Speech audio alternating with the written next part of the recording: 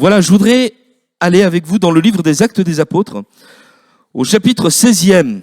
Actes des Apôtres, chapitre 16e. Le titre de ce message, c'est la joie retrouvée ou choisis la joie. Choisis la joie. Pendant que je préparais, je vous assure, c'est voilà une expérience que j'ai faite. Alors, vous avez vu, la présentation change un peu. On a une équipe, vous avez remarqué, voilà, Naïsia et Florent qui, voilà, on se met à voilà, mettre ça en, voilà, une belle présentation. Voilà. Qu'est-ce que j'ai dit? Déjà, le titre, vous le vivez, hein. Voilà. Donc, mais j'ai fait une expérience avec le Seigneur. Et tandis que j'étais en train de préparer ce message, je dis, Seigneur, j'aimerais bien que tu me le confirmes, Seigneur. Et j'aimerais bien, je vous assure, j'ai prié comme cela. J'ai dit, Seigneur, je voudrais bien qu'il y ait un chant, au moins un chant, qui me parle de la joie. Et vous vous souvenez que tout à l'heure, je vous ai lu un psaume, hein. Voilà, hein. Je suis dans la joie quand on me dit, allons à la maison de l'Éternel. J'étais dans cette pensée. Alors, j'étais très heureux ce matin de voir déjà, voilà, sur le groupe WhatsApp de l'église, il y a René qui a mis un chant, hein. Voilà, et ça parlait de la joie. Je me souviens plus le titre, mais voilà, c'était sur la joie du Seigneur. Voilà. Et quand tout à l'heure François a fait chanter ce chant-là, Christ est ma joie, j'ai dit bon, merci Seigneur. Alléluia. Alors, on va parler de la joie, eh bien, que Dieu donne. Donc, on est dans Acte 16 et verset 16, si vous voulez bien, Acte 16. Et il nous est dit ceci, comme nous allions au lieu de prière, une servante qui avait un esprit de python, alors à l'heure actuelle, on dirait, c'est une, comment dire, une voyante. On dirait une voyante aujourd'hui. Quelqu'un qui avait un esprit de python. Le python, c'était un serpent qui pouvait deviner l'avenir. Elle avait un esprit de python. Elle avait l'esprit de ce serpent-là en elle. Vous voyez que quand même c'est très diabolique, hein, ce qui est en train de se passer, hein. Donc, une servante qui avait un esprit de python, donc on dirait aujourd'hui, voilà, une voyante, et qui en devinant, nous est-il dit, procurait un grand profit à ses maîtres, vint au-devant de nous, et elle se mit à nous suivre, Paul et nous, et elle criait, ces hommes sont les serviteurs du Dieu très haut, et ils vous annoncent la voie du salut. Elle fit cela pendant plusieurs jours. Paul, fatigué, se retourna et dit à l'esprit, je t'ordonne au nom de Jésus-Christ de sortir d'elle. Et il sortit à l'heure même. Les maîtres de la servante, voyant disparaître l'espoir de leur gain, se saisirent de Paul et de Silas, les traînèrent sur la place publique devant les magistrats. Ils les présentèrent aux prêteurs, c'est-à-dire les juges de la ville, en disant, ces hommes troublent notre ville, ce sont des juifs qui annoncent des coutumes qu'il ne nous est permis ni de recevoir ni de suivre à nous qui sommes romains. La foule se souleva aussi contre eux, et les prêteurs ayant fait arracher leurs vêtements, ordonnèrent qu'on les batte de verges. Après qu'on les eut chargés de coups, ils les jetèrent en prison en recommandant au geôlier de les garder sûrement. Le geôlier, ayant reçu cet ordre, les jeta dans la prison intérieure et leur mit les ceps aux pieds. Vers le milieu de la nuit, Paul et Silas priaient et chantaient les louanges de Dieu. Et les prisonniers les entendaient. Tout à coup, il se fit un grand tremblement de terre, en sorte que les fondements de la prison furent ébranlés. Et au même instant, toutes les portes s'ouvrirent et les liens des prisonniers furent rompus. Le geôlier se réveilla et lorsqu'il vit la porte de la prison ouverte, les portes de la prison ouvertes, il tira son épée et allait se tuer, pensant que les prisonniers s'étaient enfuis. Mais Paul cria d'une voix forte, « Ne te fais point de mal, nous sommes tous ici. » Alors le geôlier, ayant demandé de la lumière, entra précipitamment et se jeta tout tremblant aux pieds de Paul et de Silas. Il les fit sortir et dit, « Seigneur, messieurs, mais voilà, Seigneur, que faut-il que je fasse pour être sauvé ?» Paul et Silas répondirent, « Crois au Seigneur, au seul Seigneur. Crois au Seigneur Jésus et tu seras sauvé, toi et ta famille. » Et ils lui annoncèrent la parole du Seigneur, ainsi qu'à tous ceux qui étaient dans sa maison. Il les prit avec lui et à cette heure même de la nuit, il lava leurs plaies et aussitôt il fut baptisé, lui, tous les siens, et les ayant conduits dans son logement, il leur servit à manger, et il se réjouit avec toute sa famille de ce qu'il avait cru en Dieu. Amen. Gloire au Seigneur.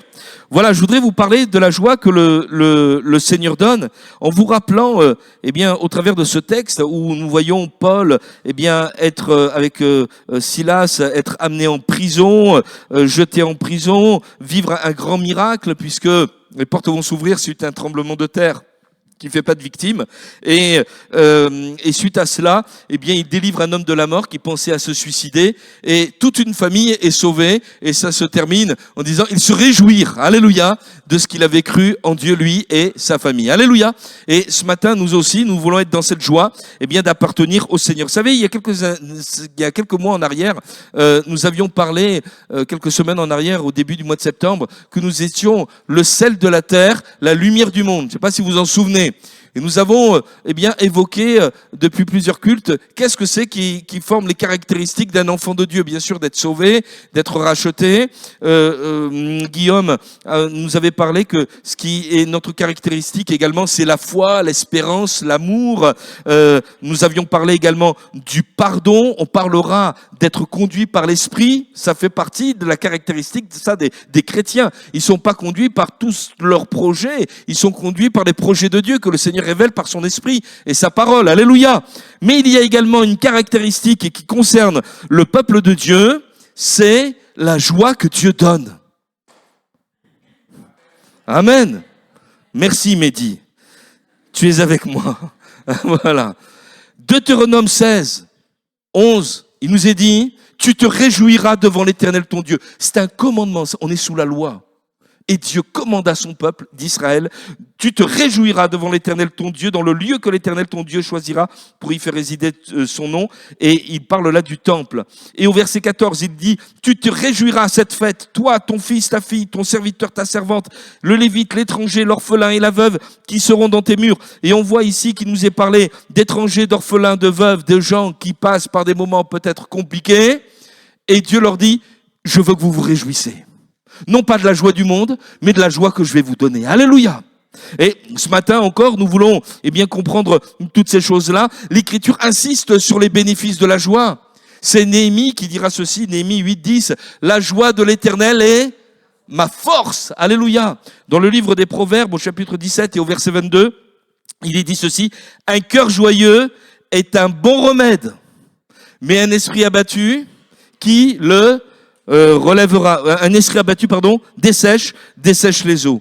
Et nous découvrons même que la personne de Jésus, lorsque le Seigneur a exercé son ministère, eh bien, sur cette terre, eh bien, a apporté la joie. L'Écriture nous dit, dans Luc 10, 21, Jésus tressaillit de joie par le Saint-Esprit. Alléluia!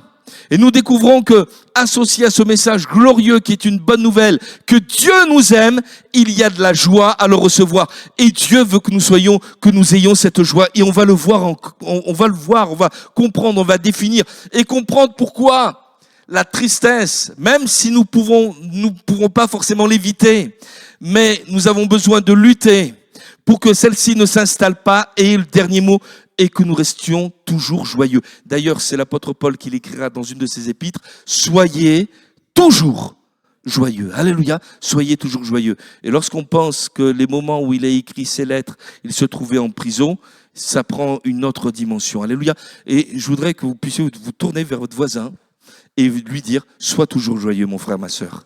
Voilà, dites-lui. Voilà.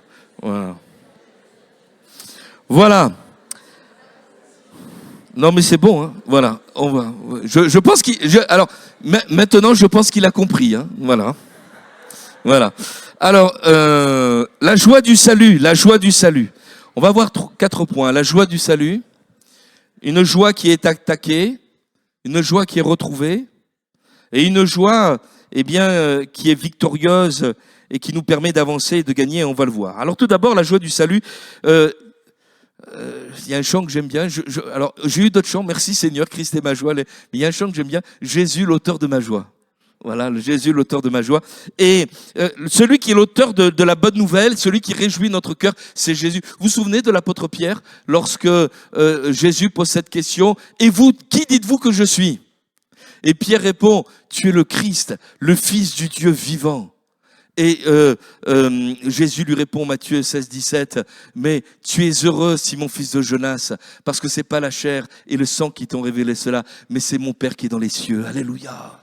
Mais quand on découvre l'amour de Dieu, quand on découvre qu'on a un sauveur, que notre vie a un sens, qu'avant même que nous naissions, Dieu pensait à nous, et que malgré toutes les souffrances dont on a été victime et dont on s'est rendu coupable, eh bien, il y a quand même un Dieu qui nous aime quand même envers et malgré tout, qui a donné son Fils, alléluia, Jésus, qui est venu pour nous sauver. Et peut-être que ce matin, quelqu'un a besoin d'entendre cette bonne nouvelle, la bonne nouvelle de l'Évangile. Peut-être que tu es esclave dans tes addictions, dans tes mauvaises pensées, peut-être avec des vidéos qui ne sont pas du tout à la gloire de Dieu. Peut-être, eh bien, es-tu abîmé par l'alcool, la drogue, peut-être des dépressions, peut-être des burn-out ou des injustices que tu as subies, eh bien, tout au long de ta vie. Mais je voudrais te dire ceci ce matin. Dieu t'aime. Alléluia.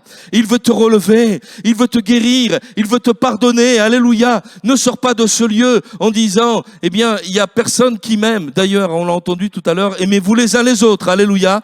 Mais cet amour nous est rendu possible parce que nous avons d'abord été aimés. C'est lui qui nous a aimés le premier. Alléluia. Alors que nous n'étions pas aimables. Et nous voulons le bénir. J'étais perdu. J'étais esclave. Mais il m'a libéré. Et c'est plus le diable. C'est plus le péché qui règne maintenant. C'est plus la mort. C'est plus les addictions. C'est Jésus-Christ. Alléluia. Et c'est ça, eh bien, la joie. La joie, c'est la démonstration du triomphe de Jésus, eh bien, dans une vie. Alléluia. Vous savez que j'ai appris que ce soir, il y a un match de foot. Vous êtes au courant? J'ai appris hier. Si. Il y a l'OM qui vient à Montpellier. C'est à côté, hein? Voilà. Voilà. Et je me suis dit, mais pourquoi est-ce qu'on aime regarder des matchs de foot et pourquoi est-ce que certains, enfin tout le monde n'aime pas regarder, s'il laisse des matchs de foot, mais bon, ça c'est, voilà. Mais certains aiment plus que d'autres. Pourquoi? Mais parce qu'on aime voir son équipe gagner. Oui ou non? Je vais voir mon équipe parce que j'ai envie qu'elle perde. Ça se voit pas, ça. Mais quand on, il y a un pays là, je me souviens plus, François, c'est comment l'Euro là, il y a un championnat, il y a une équipe qui a gagné, c'est pas l'Espagne, non? Voilà. Alors on a un groupe de louanges, on a un WhatsApp, et au moment où l'Espagne a gagné, voilà la compétition là, l'Euro, voilà. Allez l'Espagne, voilà. Et on a été heureux, voilà que son équipe ait gagné. Jésus a triomphé, il a gagné, il est vainqueur. Que mon âme se glorifie en l'Éternel, que les malheureux écoutent et se réjouissent. Exaltez avec moi l'Éternel, célébrons tout son nom. J'ai cherché l'Éternel et il m'a répondu. Il m'a délivré de toutes mes frayeurs. Quand on tourne vers lui les regards, on est rayonnant de joie. Et le visage ne se couvre pas de honte. Alléluia. Que les malheureux écoutent, que ceux qui souffrent se réjouissent. Parce que Jésus va intervenir. Alléluia. Et il veut être le vainqueur. Et la joie, c'est ce qui manifeste, eh bien, ce triomphe et cette victoire. Mais il faut avoir fait cette rencontre avec celui qui t'aime, celui qui s'est chargé de tes péchés à la croix du Calvaire, celui qui a dit à Satan, maintenant il n'y a aucune condamnation pour ceux qui sont en Jésus-Christ. Alléluia. Pour dire, mais maintenant son nom est inscrit dans le livre de vie et il sera avec moi, eh bien, dans mon ciel de gloire pour l'éternité. Et pendant cette terre, je serai avec lui, eh bien, pour le conduire et pour le diriger. Amen. Amen. Amen. Et je voudrais vous dire que ce monde ne peut pas connaître cette joie. Le monde ne connaît pas cette joie. Pourquoi? Eh bien, parce que ce monde est vaincu. Il y a une pièce de monnaie qui a été frappée après l'an 70 par l'Empire romain, lorsque Jérusalem a été détruite. Et l'effigie qui était sur cette pièce, c'était une femme assise et qui pleurait et qui représentait Jérusalem. Voilà, qui était abattue, qui était triste, parce qu'elle avait été vaincue. La ville avait été rasée, détruite, le temple également, et il n'est resté de cela qu'un seul monument, qu'un seul vestige, c'est le fameux mur des lamentations, voilà, dont vous avez entendu parler. Et le monde ne peut pas dégager de la joie. Parce que le monde, il est vaincu, le péché, des scandales de pédophilie qu'il n'y a pas. Comment on peut être heureux dans un monde comme ça? Quelqu'un qui me disait, plutôt qu'il disait un des membres de ma famille, avec des techniques de management terribles qui étaient dans sa boîte, et les moyens qui étaient employés pour accéder à certaines promotions, il disait, mais je ne suis pas fait pour vivre dans un monde comme ça. C'est pas le monde dans lequel j'aspire. On ne peut pas être heureux en ayant un grand sourire devant quelqu'un et par derrière le poignarder. Hein. Voilà, oui, on peut arriver à ses fins, mais un monde qui est vaincu par le diable, puissance des ténèbres. Vous avez remarqué tout à l'heure, une voyante, combien de Français se tournent vers l'astrologie et toutes ces choses, le mal, la mort. Et je me suis fait cette réflexion lorsque j'étais plus jeune, parce que j'étais plus jeune, et au cinéma, lorsqu'on allait voir des films ou à la télé, on aimait voir des héros positifs. Hein, je me souviens, lorsque j'étais petit, il y avait Superman, là, Christopher Reeve, pour ceux qui connaissent, là. Oh, alors, il était gentil, lui, voilà. Hein, les cow-boys, tout ça, bon, on voit pas. Hein. Mais aujourd'hui, je ne sais pas si vous avez remarqué, dans plusieurs films, titres de films, les héros ne sont pas forcément les gentils. Et plutôt, les héros deviennent des méchants. Sont des méchants. On glorifie le mal. Et c'est un langage. Je pense pas du tout que les réalisateurs sont en train de promotionner le mal, mais ils font un constat. C'est que ce qui marche et ce qui gagne aujourd'hui, c'est pas le bien, c'est le mal. Et on est triste à cause de ça. On est triste quand on va au boulot, etc., etc., etc. Mais enfin, je ne vais pas vous laisser dans la tristesse, hein, quand même. Hein. Parce que l'Église est là pour envoyer un autre signal.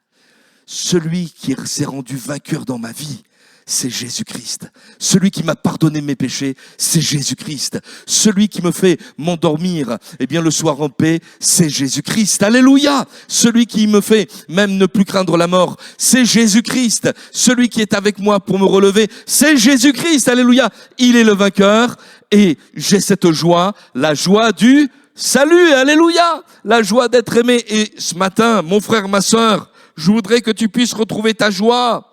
Parce que notre joie, et c'est mon deuxième point, elle peut être attaquée. Alors, je ne sais pas du tout ce que pensait, l'apôtre Paul lorsqu'il s'est retrouvé en prison. Mais je remarque plusieurs choses.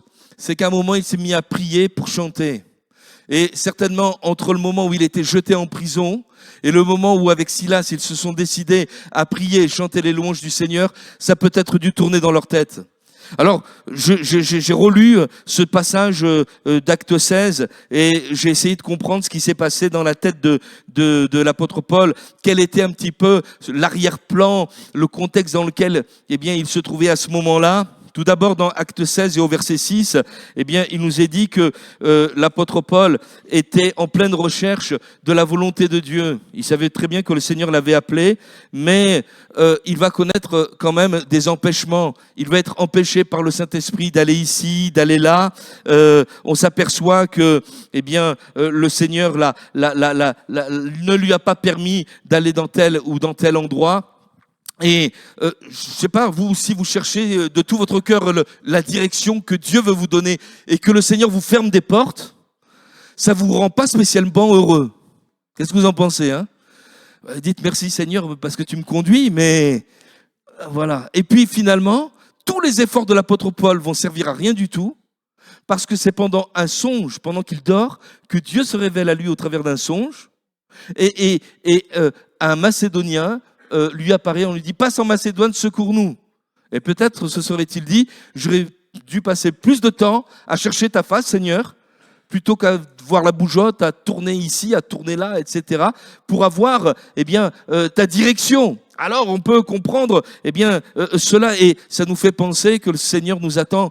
Le rendez-vous pour comprendre le plan de Dieu, c'est d'être au pied de Jésus. Alléluia, d'écouter. Et puis, vous avez remarqué tout à l'heure, Acte 16-18, lorsque cette voyante lui dit, ce sont des serviteurs, l'Écriture nous dit que Paul fatigué. Il était fatigué, Paul. Voilà. Et il va réagir, il était obligé, parce que quand même, c'est une drôle de pub. Hein.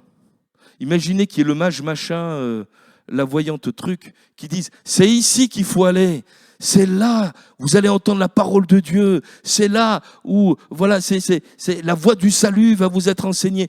Mais si j'accepte cette pub, c'est comme si aussi j'authentifiais la vérité de celle qui me fait la pub. Voilà. C'est-à-dire, oui, la voie du salut, mais elle, c'est pas trop mal non plus. Voilà. Et Paul, il est fatigué de ça. Et il était dans l'obligation d'agir, mais je retiens que parfois, on peut être fatigué parce que notre âme peut être attaquée par toutes sortes de pensées, oui ou non? Des combats spirituels, voilà, où Satan essaye de te rappeler, eh bien, ton passé, des choses, de te culpabiliser, d'entrer, eh bien, dans ta conscience. Et quand on est fatigué, je ne sais pas si vous êtes comme ça, mais quand on est fatigué, on patine un peu, hein. Voilà, on a du mal parfois même à se réjouir de choses dont on devrait se réjouir. Voilà, et Paul se retrouve dans cette situation. Et puis finalement, eh bien, Paul va se retrouver en prison. Il était mal jugé. Il allait faire aux pieds. Il a été fouetté. C'est compliqué quand même. Hein. Qu'est-ce que vous en pensez? Hein, le tableau, on pourrait dire, dis donc, c'est pas la joie, hein, la joie attaquée. Voilà, oui, la joie est attaquée. Et il faut reconnaître, mes frères et sœurs, que quand même, mais on remercie le Seigneur, on marche avec lui, mais on veut se parler franchement aussi quand même. La vie chrétienne, c'est quand même une source de stress. Oui ou non? Marcher dans les voies de Dieu, rester fidèle. Mais comment dire? Le Seigneur l'a dit, mais c'est le chemin étroit et resserré. Il y en a peu qui le trouvent et il y a peu qui restent dessus. Pourquoi? Parce que c'est quand même compliqué. Eh oui. Regardez, alors, quand je vous dis ça, je ne veux pas vous décourager. Hein. Amen? Amen. Bon. 2 Corinthiens 11 et le verset 28. C'est Paul qui parle de son ministère. Il dit, et sans parler d'autre chose, je suis assiégé chaque jour par les soucis que me donnent toutes les églises. Qui est faible que je ne sois faible? Qui vient à tomber que je ne brûle? Paul, il pense à ses frères et sœurs, à ses chrétiens, eh bien, dont il doit s'occuper. Il y a quelqu'un là qui est tombé, il y a quelqu'un qu'il faut relever, il y a quelqu'un qui est angoissé. Et il en perd peut-être le sommeil, il prie, il demande. Et c'est vrai que dans 2 Corinthiens au chapitre 7 et au verset 5, il nous est dit, depuis notre arrivée en Macédoine, nos chairs n'eut aucun repos, car nous étions affligés de toute manière, lutte au dehors, crainte au dedans. Mais Dieu qui console ceux qui sont abattus nous a consolés par l'arrivée de Tite, et vous relirez bien toutes ces choses. Merci Seigneur. Et on s'aperçoit même que le Seigneur Jésus sera tout à fait conscient qu'il peut partager des choses. Et si on ne les comprend pas comme il le faut, on peut être même attristé par ce que le Seigneur nous dit. Et je lis simplement dans Jean chapitre 16 et au verset 5. Jésus dit, maintenant je m'en vais vers celui qui m'a envoyé, et aucun de vous ne me demande où vas-tu, mais parce que je vous ai dit ces choses, la tristesse a rempli votre cœur.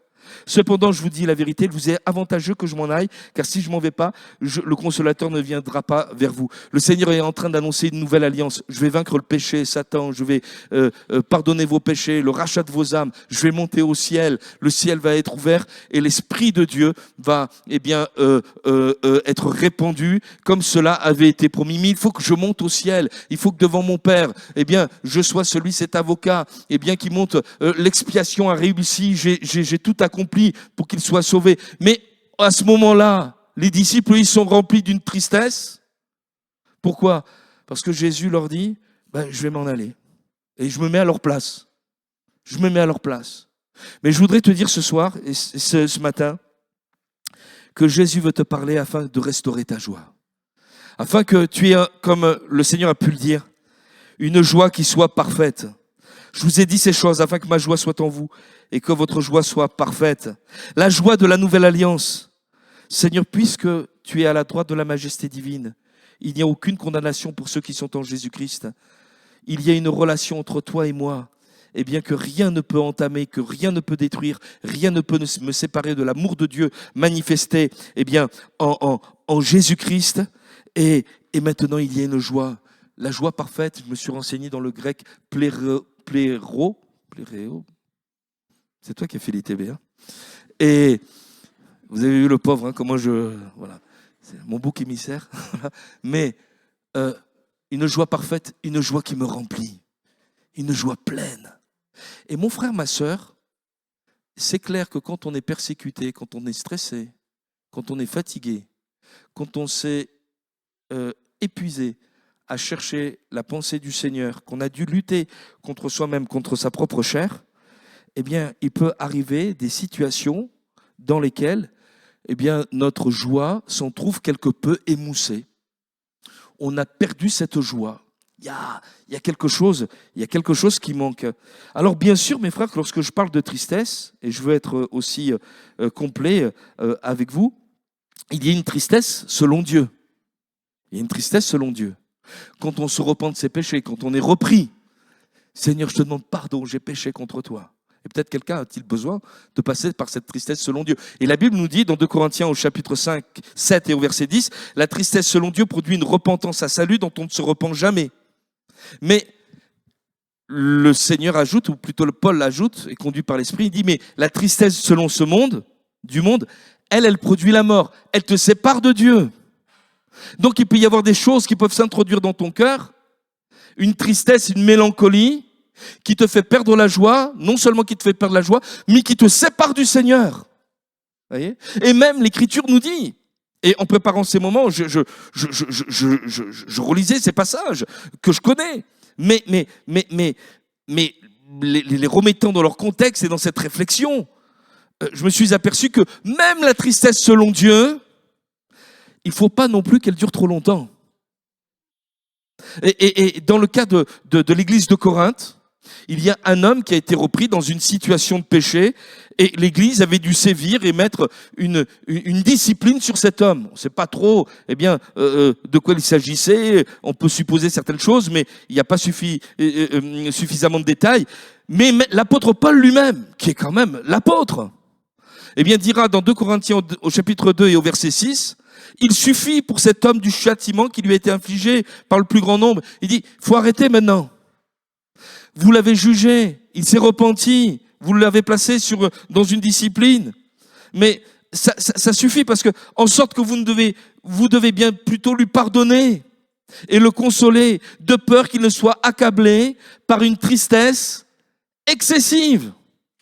Et que, étant tellement omnibulé par sa faute, il n'en vienne à voir que sa faute et que, il oublie la grâce et le pardon que le Seigneur veut lui donner.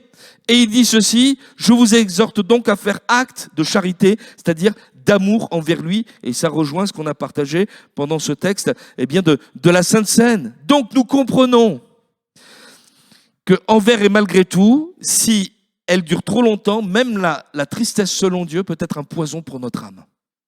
Alors à combien plus forte raison, la tristesse qui vient de ce monde.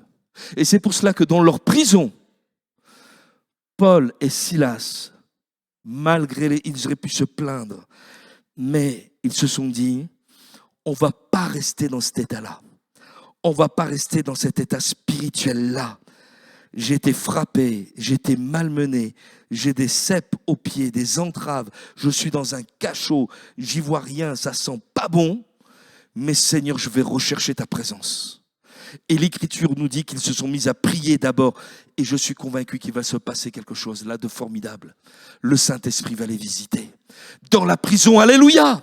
Le Seigneur va les visiter. Ils vont voir, mais enfin, toute chose concourt au bien de ceux qui aiment Dieu. Paul, tu te souviens de l'appel que le Macédonien t'a donné? Passe en Macédoine et secours-nous. Apporte-nous le secours. Paul, nous, on va être, on a été appelés à amener ce message de salut dans cette région de la Macédoine. Est-ce que tu crois que le Seigneur va nous abandonner? Est-ce que tu crois que le Seigneur va nous empêcher, va nous laisser dans cette prison? Mais non, Dieu ne ment pas. J'ai cherché les directions, elles se sont toutes fermées. C'est celle-ci qui s'est ouverte. Donc même là, si j'ai l'impression que c'est dans une impasse, mais le Seigneur va pas me laisser dans cette impasse, c'est impossible. Et on va le prier. Et je sais pas comment il va s'y prendre. Je sais pas comment il va faire. Mais je crois que Jésus est le vainqueur. Alléluia. Il a déjà tellement fait dans ma vie. Alors, je cherche ta présence. Seigneur, tu me visites. Je retrouve cette paix, je retrouve ce feu dans ta présence. Tu es vivant. Et l'Écriture nous dit, ils vont se mettre à louer et à glorifier le nom de Jésus. Alléluia. Et ils ont chanté le beau nom de Jésus. Comme nous ce matin, les prisonniers les entendaient, ceux qui étaient là pour des forfaits, des crimes, etc., qui étaient en train de subir leur peine. Ils ont entendu que dans cette prison, dans ces moments-là, il y avait la joie. Ils ont certainement chanté le pardon. Ils ont chanté la justice de Dieu. Ils ont chanté la gloire du Seigneur, l'amour du Seigneur. Alléluia. Amen. que ce matin, tu puisses entendre la voix du Seigneur. Un prophète, le prophète Habakkuk, dans l'Ancien Testament, savait pertinemment les temps difficiles dans lesquels il allait entrer. Il fallait que ces choses se passent. Comme nous, hein, on sait qu'un monde qui rejette Dieu, il ne va pas vers le meilleur. Oui ou non? Habakkuk chapitre 3, verset 18. Toutefois, je prends la décision. Tu as dit tout à l'heure, je choisis d'aimer. Je choisis de me réjouir. Je veux me réjouir en l'Éternel. C'est intéressant, hein, ça. Notre âme, l'action du Saint-Esprit. L'Esprit de Dieu n'ira pas au-delà de ce que nous on veut. Il nous respecte. Toutefois, je veux me réjouir en l'Éternel. Je veux me réjouir dans le Dieu de mon salut. L'Éternel, le Seigneur est ma force. Il rend mes pieds semblables à ceux des biches et il me fait marcher sur mes lieux élevés. Tandis qu'ils sont en train de louer le Seigneur, ça y est, ils sont partis. Ils voient les choses d'en haut. Alléluia. Et l'Écriture nous dit que nous sommes assis avec Christ dans les lieux célestes. Alléluia. Et ils retrouvent la joie du salut. Ils retrouvent, toutes ces choses. En préparant ces moments, je me suis renseigné sur la biographie de Martin Luther. Vous vous souvenez, Martin Luther? Si nous sommes en train de prêcher la Bible, l'Évangile aujourd'hui en Europe, c'est parce qu'un homme a réactualisé la Bible, ou plutôt l'a redécouvert. Et c'est un réveil spirituel immense en Europe avec Martin Luther, voyez. Et il y a eu tellement de combats dans sa vie que Martin Luther était connu pour des accès d'humeur et parfois des phases dépressives assez profondes. Voyez, il faut comprendre que certains s'étaient saisis même des idées pour engendrer des conflits politiques, comme tout le monde, l'Europe était catholique. Certains ont dit, mais on va embrasser les idées protestantes, comme ça on sort du joug catholique, mais c'était pas pour devenir des chrétiens, c'était plus pour sortir d'une opposition politique de le pouvoir de la puissance catholique. Et lui, il se retrouve, mis dans tout cela, il y a des morts, il y a des guerres, il y a des choses terribles qui se produisent. Il y avait quoi en avoir gros sur la patate, hein. Et puis, cet homme, il avait rencontré vraiment le Seigneur. C'était un prêtre, hein. Il rencontre le Seigneur, et puis quand il découvre que le Seigneur n'a jamais demandé à ses serviteurs de rester célibataires, il se marie. Merveilleux, ça, le mariage.